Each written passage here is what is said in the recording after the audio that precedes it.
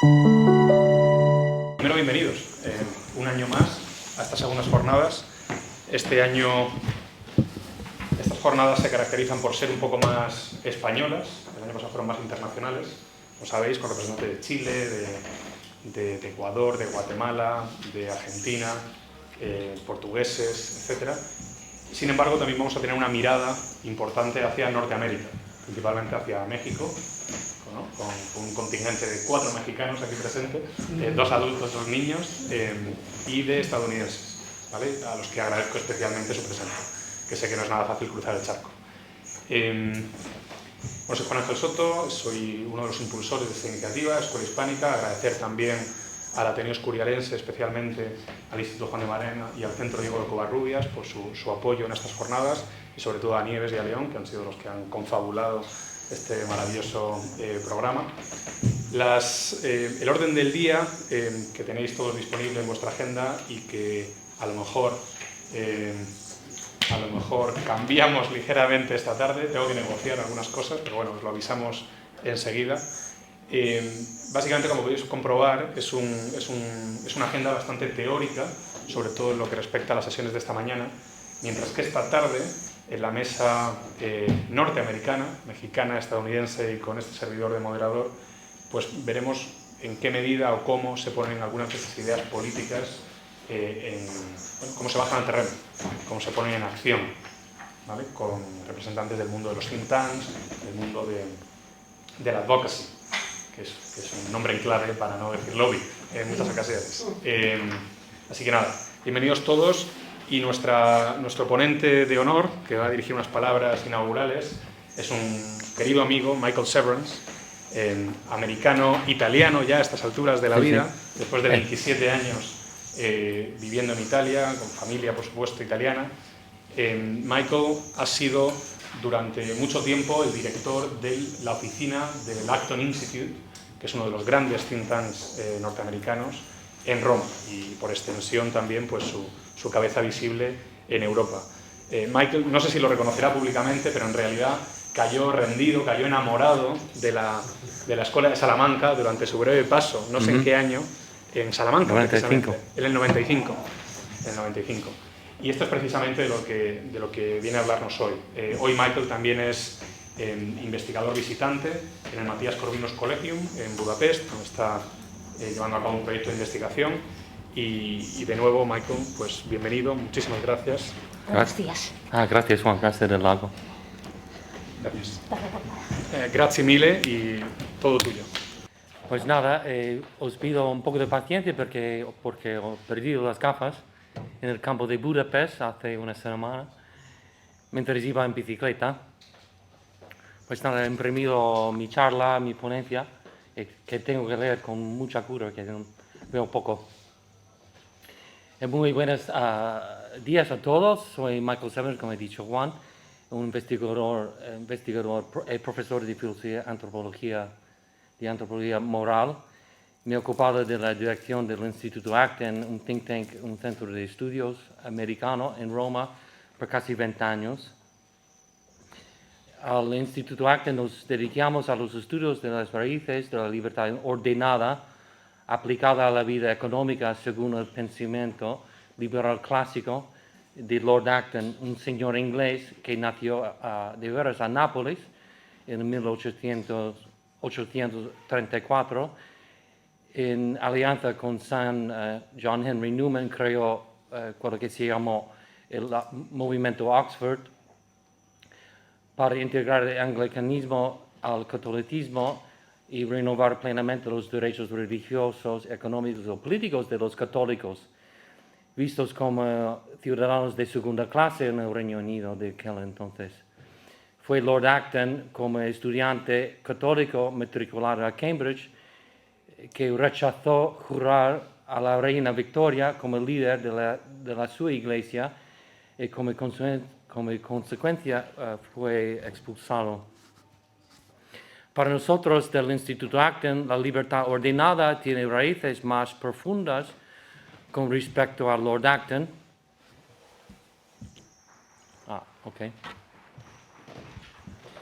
Y las discusiones polémicas hacia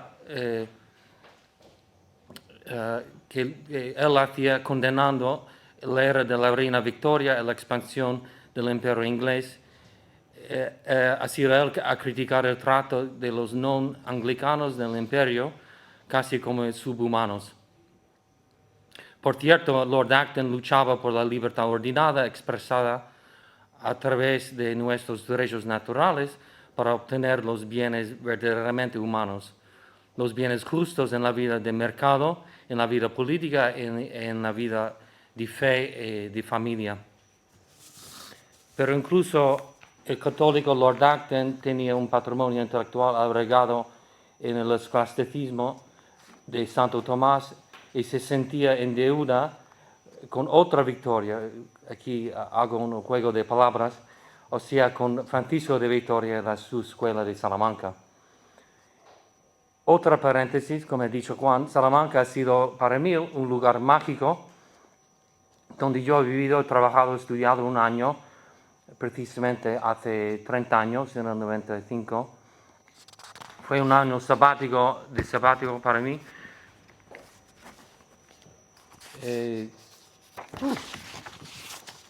Saltaron una página.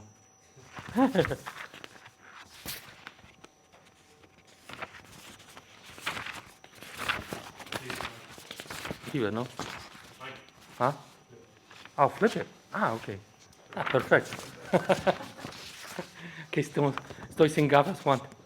Que ha sido un gap year, un año de sabático para mí, de autogestión, de emprendimiento intelectual y de inmersión total en la cultura salmantina y de enseñanza en un colegio mayor de chavales.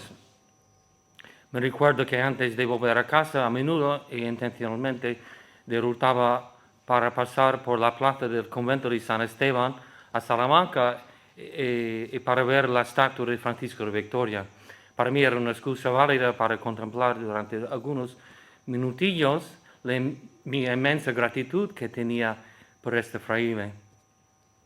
Sentía una enorme gratitud para su influencia inmensa sobre las Américas, sobre nuestra cultura de libertad individual, de respeto recíproco ante la ley y por nuestra natura compartida como hijos de Dios.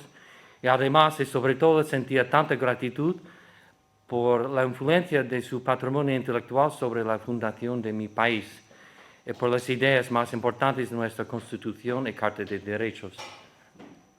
Así que es un lujo para mí hablar entre colegas, entre personas que probablemente pueden hacer las mismas conexiones y por lo menos no me considero tan loco. Espero que esta breve charla no me cueste tanto en cuanto a comunicar las ideas ideales como hablar en español, que sin duda después de 30 años se ha oxidado mucho, pero espero no oxidado tanto como aquella vieja estatua de bronce de Francisco de Victoria frente al convento dominico de Salamanca. Y ahora hablamos de los americanos ignorantes, ¿no? Son palabras que se sienten mucho.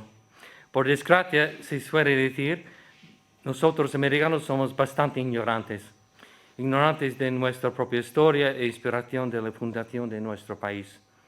Por cierto, casi ninguno de nosotros americanos compartimos la misma mirada de admiración para Francisco de Victoria. Muchos colegas americanos no saben absolutamente nada de él, ni siquiera de la escuela neoscolástica que el fraile fundó a pasar en las enseñanzas de otro dominico, Santo Tomás de Aquino. La gran mayoría de mis compatriotas no saben nada de un hombre que era guía personal y pastoral de Carlos V, emperador del Santo Imperio Romano, sobre cuestiones del poder y de la autoridad más alta del mundo de aquel entonces. Pero todavía mis compatriotas prefieren cancelar de veras toda la memoria de la época colonial española. ¿Y por qué? Nuestra cancel culture, sobre todo, odia cualquier raíz europeo cristiana. Es verdad que hubo acciones o políticas de gran vergüenza llevadas a cabo durante el periodo colonial y nuestros fundadores americanos se rebelaron contra la corona británica por otra humillación análoga. pero aquella época también señaló el nacimiento de grandes beneficios sociales para el común proyecto occidental de la sociedad libre. Por eso muchos que estudian los fundamentos intelectuales de la República estadounidense suelen dirigir su mirada hacia la Ilustración inglesa, escocesa y francesa, y no a la Escuela de Salamanca de Francisco de Vitoria. En particular, se habla de la atribución enorme de John Locke, cuyo énfasis en los derechos naturales, en la teoría del contrato social, en el gobierno del consentimiento que proporcionó una base filosófica para la independencia estadounidense y el gobierno constitucional. Se habla además de otros pensadores como Adam Smith y su sueño, el primer sueño americano, de una república comercial, de una nación rica entre otras ricas, una nación construida según principios virtuosos y libertad individual, pero en comunión natural con otras personas y de otras naciones. Adam Smith soñaba con un pueblo comercial de aspiraciones extraordinarias y capaces de satisfacer las varias necesidades universales de los hombres y pacíficamente en colaboración con otros empresarios de otras tierras. Y ahora hablamos de Francisco de Vitoria y los fundamentos morales de los derechos naturales. Y hablamos de su discurso de Indis, que publicado en 1532, y Francisco de Vitoria criticó el tratamiento de la corona española que daba a los pueblos indígenas de América, de los aztecas, de los mayas, incas, etc. En realidad, para Vitoria, los indios representan todos los hombres no todavía cristianos, pero siempre hijos de Dios. En cuanto a paganos o bárbaros, como se puede decir, no son diversos de los grandes pecadores y de los no creyentes, no practicantes de su época en Europa. Los indios no tienen ninguna culpa en particular. Francisco de Vitoria dice, y traduzco de la mía versión que tengo de Indis en inglés, dice, no es culpa suya que estos aborígenes hayan estado durante muchos siglos fuera del ámbito de la salvación, ya que han nacido en pecado y sin bautismo, pero tienen el uso de la razón para buscar las cosas necesarias de la salvación. Por lo tanto, atribuyó en gran parte su aparente falta de inteligencia a una educación deficiente y bárbara, ya que incluso entre nosotros encontramos muchos campesinos que difieren poco de los animales. Así que, contrariamente a las justificaciones predominantes de la conquista, Vitoria declaró que los pueblos nativos tenían sin duda alguna derechos naturales como debidos a todos los seres humanos, seres de la misma idéntica naturaleza y compartida con los europeos que tentaban dominarlos, a pesar de su fe y práctica extraña religiosa. Vitoria concluyó diciendo, la ley natural es común a todas las naciones y no depende de ninguna religión en particular.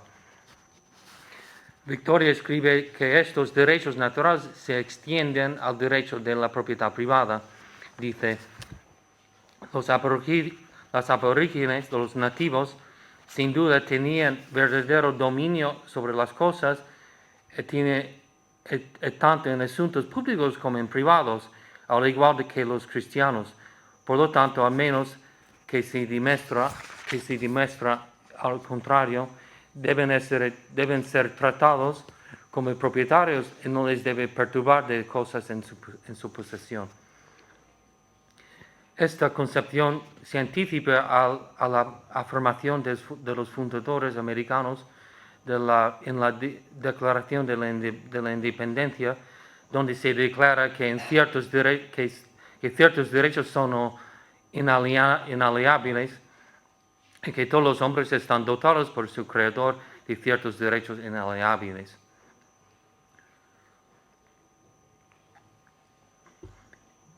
El primer derecho inalienable entre ellos es la propiedad privada. los padres fundadores nuestros de los Estados Unidos consideraban el derecho de la propiedad como el derecho fundamental, el primer derecho fundamental e inalienable, crucial para la libertad de expresión y de la independencia individual. Creían en la propiedad privada, que la propiedad no era solo un medio para alcanzar un fin práctico, sino una parte inherente de los derechos naturales del individuo, junto con los derechos a la vida y la libertad. La religión de una persona no hay ningún impacto sobre su capacidad de ser titular de algo. No importa una cierta pertenencia a una iglesia o una creencia, aunque herética. Así que Victoria escribe, de ello se deduce que como corolario que un herético puede vivir legalmente de sus propios bienes. Y Victoria continúa diciendo, por lo tanto, si algún herético se encontrara en Alemania, por ejemplo, un católico podría comerciar legalmente con él, porque sería opresivo que un católico no pudiera comprar tierras a un hereje, a un herético, y no pudiera venderle las tierras. De todo esto se deduce que no se puede impedir a los bárbaros en cuestión ser verdaderos propietarios, tanto en el derecho público como en el privado, por motivo del pecado de incredulidad o a cualquier otro pecado mortal, ni tal pecado de derecho a los cristianos a confiscar sus bienes y sus tierras. Victoria escribía en oposición a una opinión dominante entre muchos conquistadores españoles y algunos intelectuales de aquella época que cuestionaban la humanidad de los pueblos indígenas. Juan Ginés de Sepúlveda, eminente teólogo y filósofo, sostenía que los nativos americanos eran esclavos naturales según las categorías aristotélicas. En sus tratados Democrates Secundos escribió, los indios son tan inferiores a los españoles como los niños a los adultos o a las mujeres a los hombres. Entre ellos existen pocas artes y menos virtudes. Victoria rechaza totalmente este sentido de inferioridad y dice que mientras defiende dogmáticamente que son hijos de Dios con la misma naturaleza humana, que tienen además claros signos de alta racionalidad y no merecen absolutamente ser dominados como estúpidos y salvajes. Dice, los aborígenes indios no están impedidos por este motivo para ejercer un verdadero dominio. Esto se demuestra por el hecho de que la verdadera situación es que no son personas con facultades mentales deficientes, sino que, según su naturaleza, tienen uso de razón alta. Victoria dice, concluyendo, esto es evidente porque hay un cierto modo en sus asuntos, ya que tienen sistemas políticos ordenados y cuentan con matrimonios definidos, magistrados, señores feudales, leyes y talleres, así como un sistema de intercambio comercial, todo lo que requiere el uso de la alta razón. Las creencias falsas de Sepúlveda, por desgracia comúnmente aceptadas por los colonos, permitieron racionar mucha crueldad llevada a cabo por el Imperio español. Por ejemplo, Hernán Cortés, en sus cartas enviadas al emperador Carlos V, solía describir a los pueblos indígenas como idólatras y salvajes que necesitaban ser dominados y convertidos. Por ejemplo, la masacre de Cholula, donde miles de nativos desarmados fueron asesinados bajo las órdenes de Cortés, es uno de los ejemplos más crudos de tal brutalidad. Cortés y sus hombres capturaron los líderes cholulanos y luego ordenaron que se encendiera su ciudad. En sus cartas dirigidas a Carlos V, Cortés afirmó que en solo 3 horas sus hombres mataron a 3,000 personas y habían incendiado toda la ciudad en poco tiempo. Alguna violencia continuó de manera estructural a través del sistema de encomiendas, en el que se obligaba a los indígenas a trabajar, a pagar tributos al encomendero, con el pretexto de financiar su instrucción cristiana y protección contra el maltrato de los otros indios que una vez aliados con los colonos. La polémica se encontraba en la manera de combatir y punir los indios que no querían ser obedientes al sistema de encomiendas. Bartolomé de las Casas, otro dominico contemporáneo de Victoria, describió los errores resultantes así.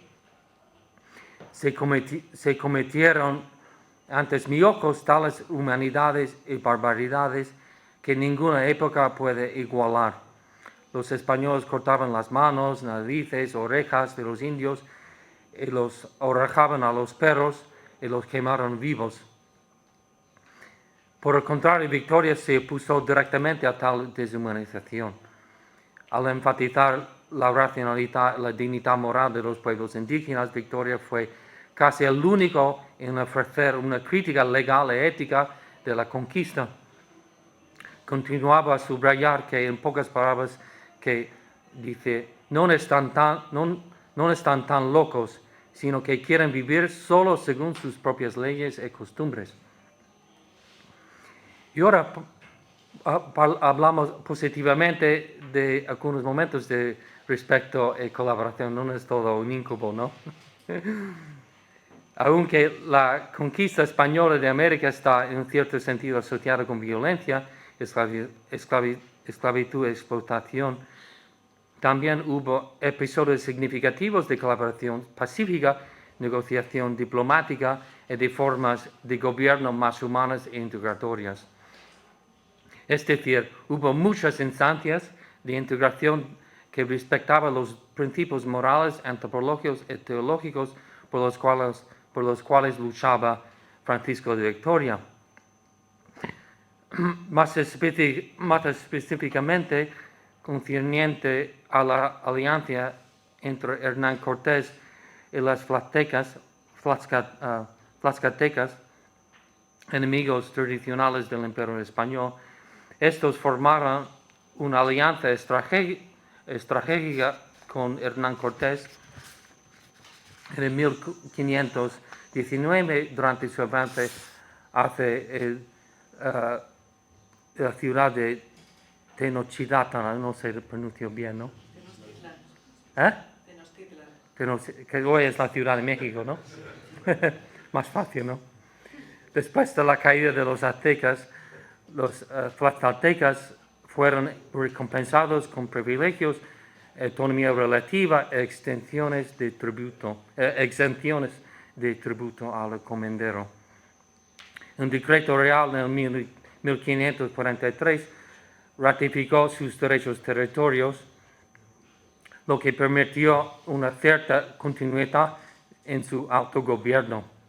De ahí, Tlaxcala mantuvo un grado significativo de autogestión y sus habitantes fueron en gran parte eximidos del sistema de encomiendas. Balboa, ahora hablamos de Balboa y el cacique Carreta. Luego hubo un caso de integración de Balboa y la promoción de la ley de los indios. En el 1511, en lo que hoy es Panamá, Balboa estableció una alianza pacífica con el jefe local, el cacique, de nombre Carreta. Al casarse con su hija, estableció un pacto de mutua cooperación. Gracias a esta alianza, Balboa obtuvo alimentos y guerreros indígenas para su expedición hacia el Mar del Sur, hoy Océano Pacífico. Basada en la diplomacia y la integración familiar, este acuerdo representó un caso raro de interacción no violenta y en la primera fase de conquista. Y hablando de las leyes de Indias, a partir del 1542 la corona española promulgó estas leyes y posteriormente llamadas la recopilación de las leyes indias. Estas leyes han influenciado los argumentos, o eran influenciadas por los argumentos de Francisco de Vitoria y su confraile Bartolomé de las Casas. Tales leyes fueron promulgadas por los monarcas españoles, ante todo para regular la vida social, la vida civil y la política económica de los territorios coloniales del imperio. Fundamentalmente trataban de conferir derechos a los nativos frente a los abusos y fueron precursoras del derecho internacional.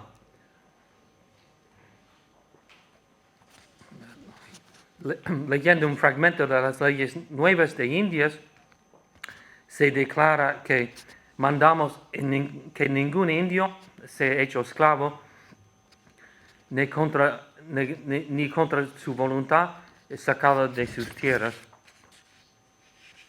Aunque con frecuencia fueron ignoradas en la práctica, estas leyes representan un esfuerzo institucional para instaurar una colonización regular y más justa. En final, hay ejemplos de los misionarios que promovían comunidades basadas en el respeto recíproco. Por ejemplo, durante los siglos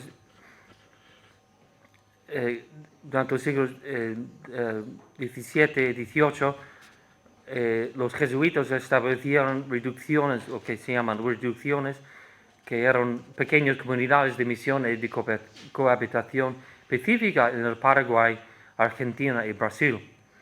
Las reducciones combinaban evangelización cristiana con educación, agricultura, arte y autogobierno indígenas supervisado por los jesuitas. Los jesuitas defendieron a los guaraníes, por ejemplo, contra la esclavitud impuesta por los colonos portugueses españoles. Según un fragmento de un informe jesuita, leemos: los guaraníes vivían en paz y comunidad, cultivando la tierra, orando y aprendiendo a leer en su lengua y en la nuestra. Aunque paternalistas, las reducciones fueron consideradas por muchos contemporáneos como un modelo de convivencia civil.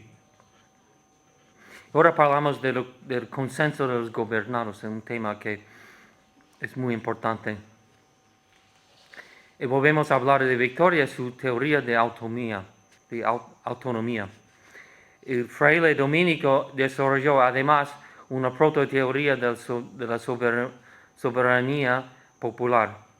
Rechazó el derecho divino de los reyes y afirmó que la autoridad política legítima surge de la comunidad. Escribe: el poder político emana del pueblo y reside en la comunidad en su conjunto. Francisco de Vitoria no utilizó la frase soberanía popular de manera literal. Este concepto se desarrolló siglos más tarde en la filosofía política moderna. No obstante, sus ideas sobre la soberanía y la legitimidad del poder político se sentaron en las bases para entender la noción de la soberanía popular. Victoria defendió la idea de que el poder político no se deriva de un derecho divino, sino de la voluntad del pueblo, y que los gobernantes tienen la obligación de servir al bien común. Aquí hay algunas citas que se encuentran en su discurso de Potestate Civili, que ilustran sus ideas sobre la soberanía y el poder político. Escuchamos algunas citas. Dice: la autoridad del poder, a pesar de que se le confieren por el rey o por los príncipes, es de la gente, es decir, del pueblo, porque pertenece por naturaleza y el pueblo le puede quitar y transferir a otros. Esta cita sugiere que el poder del rey y de los príncipes se deriva del pueblo y que el pueblo puede cambiarlo. Luego dice, el pueblo como ser colectivo es el soberano y la fuente de la soberanía. Esta idea, aunque no en el formal literal de soberanía popular, refleja la noción de que el pueblo es la fuente del último poder político. Luego dice, el rey no tiene que obedecer a nadie en su reino, pero debe hacerlo a Dios y a la oración. Y esta cita subraya la responsabilidad de los gobernantes de servir al bien común y no a sus propios intereses. Y concluye diciendo, es el deber de los reyes y gobernantes actuar de forma justa en beneficio del pueblo. Y esta idea refuerza la idea de que el poder político tiene como común objetivo servir al pueblo. En resumen, Victoria sentó las bases para la idea de la soberanía popular al argumentar que el poder político no se deriva de un derecho divino, sino de la voluntad del pueblo, y que los gobernantes tienen la obligación de servir al bien común. Sus ideas fueron un importante antecedente para el desarrollo posterior del concepto de soberanía popular y de la democracia moderna. Y este concuerda plenamente con los principios consagrados en la Constitución de los Estados Unidos. En el Federalista número 22, Alexander Hamilton afirma, por ejemplo, la estructura del imperio estadounidense debe descansar sobre la base sólida del consentimiento del pueblo. Del mismo modo, James Madison, en el Federalista 39, hace hincapié en que la Constitución americana se basa en el sentimiento y la ratificación del pueblo. Este concepto se plasma en el preámbulo de la Constitución americana que comienza así. Nosotros, el pueblo de los Estados Unidos, con el fin de formar una unión más perfecta. Esto es una expresión de la misma soberanía comunitaria basada sobre la primacia de la soberanía individual que defendió Victoria en el siglo XVII. Ahora vamos hacia la conclusión. Hablamos de la limitación del poder del imperio del gobierno. Victoria por eso fue uno de los primeros críticos sobre la extensión del poder imperial español. Al cuestionar la legitimidad de la conquista española, articuló una forma de derecho internacional que imponía límites morales al poder político. Nadie puede ser privado de su posesión o dominio legítimo sin culpa y sin el debido proceso. Este principio se reflejaría siglos más tarde en el marco jurídico constitucional estadounidense, en particular en la Carta de Derechos Americana. La quinta enmienda, por ejemplo, afirma: ninguna persona podría ser privada de la vida, de la libertad o de la propiedad sin el debido proceso legal. Del mismo modo, la cuarta enmienda, que protege a los ciudadanos contra los registros e incautaciones injustificadas, refleja la insistencia de Victoria en que los gobernantes no pueden violar en modo absoluto el ámbito personal de los individuos sin causa justificada y sin la orden de un juez en un tribunal. Existen algunos casos constitucionales contemporáneos en Estados Unidos que reflejan la perdurabilidad de los principios de Victoria. Por ejemplo, en el caso de lo que se llama Bormende contra Bush en 2008, la Corte Suprema determinó los detenidos en la bahía de Guantánamo, un campo de detención para los terroristas, que también ellos, los terroristas, tenían derecho a la habeas corpus en virtud de la Constitución de los Estados Unidos. Esto se hizo eco de la creencia de Victoria en el debido proceso y los derechos universales de todas las personas, independientemente de sus estatus legal y ciudadanía extranjera. El juez de la Corte Suprema, Anthony Kennedy, en nombre de la mayoría, señaló, diciendo: las leyes de la Constitución están diseñadas para sobrevivir y permanecer en vigor en tiempos y en lugares extraordinarios. De manera similar, en el caso constitucional de Carpenter contra Estados Unidos, en el 2018, la Corte Suprema sostuvo que el gobierno debe obtener un orden judicial para acceder a los registros históricos de los teléfonos móviles, lo que refuerza las protecciones contra la intrusión injustificada del Estado, un reflejo de los mismos límites naturales que Victoria insistía en aplicar el poder gubernamental. Cada uno de estos casos afirma la perdurabilidad de una tradición jurídica arraigada no solo en el racionalismo de la Ilustración escocesa, francesa, inglesa, sino en un discurso mucho más antiguo sobre la ley natural y la dignidad humana. El pensamiento de Victoria también es tras el principio de los controles y los contrapesos, si al nivel de los ciudadanos, los gobernados, si al nivel del Estado, los gobernantes. Aunque escribió en el contexto premoderno, la insistencia de Victoria que los gobernantes están sujetos a la ley natural, a la ley moral y natural, se asemeja a la logia expuesta en el Federalista número 51, donde Madison escribe: primero hay que capacitar al gobierno para controlar a los gobernados, en segundo lugar, a obligarlo a controlar a sí mismo. En Madison y Victoria comprendieron perfectamente que el poder sin control conduce a la tiranía, y ambos buscaron marcos legales y esquemas políticos para limitar la autoridad en aras de la justicia. La separación de poderes en los artículos 1, 2 y 3 de la Constitución americana, que divide los niveles de poderes en modo legislativo, ejecutivo, judicial, es un reflejo institucional directo de estos límites a la autoridad estatal.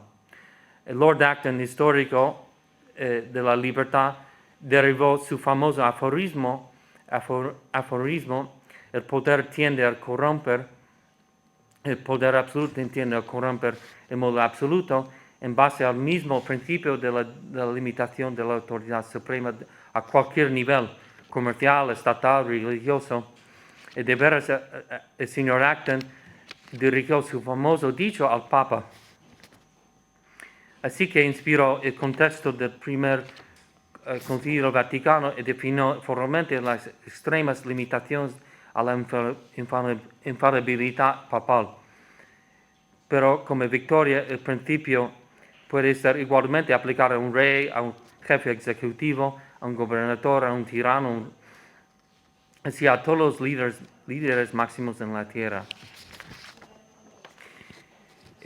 Para concluir, Francisco Victoria escribió su filosofía antropológica y jurídica pensando en la fundación de la República, no pensando en la fundación de la República Americana, pero su obra influyó profundamente en el lenguaje jurídico moral de la política moderna. Y a través de la transmisión de la teoría del derecho natural de Victoria y a Locke, y finalmente en los artífices, o sea, a los federalistas de la Constitución estadounidense, la influencia de Victoria persiste. la defensa de victoria de los derechos de los pueblos indígenas, su afirmación del poder político como algo arraigado en el pueblo y su insistencia en la universalidad de la justicia lo convierten en una figura vital, aunque a menudo desconocida en el legado oculto de la libertad desarrollada en la Constitución americana en su Carta de Derechos. Los fundadores de los Estados Unidos nunca citaron directamente a Victoria, pero sí hablaron su lengua. En su compromiso compartido con los derechos naturales, el gobierno limitado y la dignidad de la persona humana, Victoria y los fundadores de una nación excepcional se unen en la tradición transatlántica de la libertad ordenada. Así que termino diciendo gracias por vuestra atención y generosa paciencia.